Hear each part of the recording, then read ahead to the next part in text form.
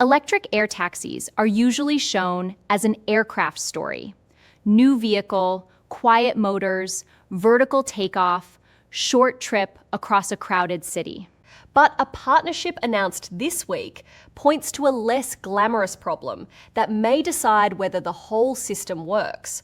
What happens when several aircraft land and need power at the same vertiport? Eve Air Mobility and Hitachi Energy said they will work on charging infrastructure, grid integration, and battery reuse for electric vertical takeoff aircraft.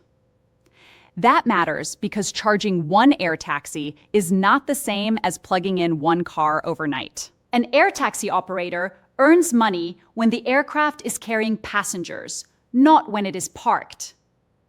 The battery, therefore, needs enough energy for the next flight, with a safe reserve, during a short turnaround. If several aircraft arrive close together, the site can create a large power spike exactly when the schedule is busiest.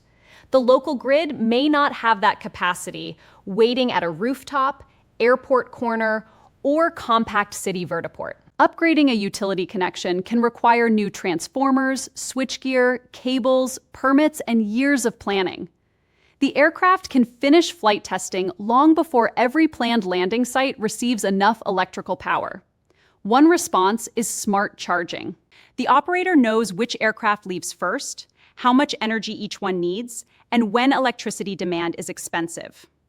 Software can prioritize the next departure instead of charging every battery at maximum power simultaneously. On-site batteries can also help. They charge more slowly from the grid, then release power quickly when several aircraft need a fast turnaround. Solar may contribute energy, but the difficult requirement is reliable power during the actual flight schedule, including cloudy days and peak demand. Battery health adds another layer. Fast charging and repeated high-power flights create heat and wear.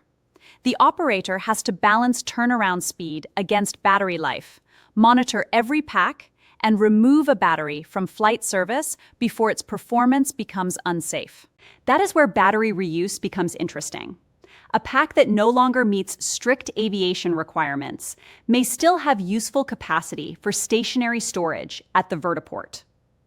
In theory, yesterday's flight battery could help buffer tomorrow's charging demand. In practice, the economics depend on remaining health, certification, fire protection, warranties, and the cost of integrating used packs.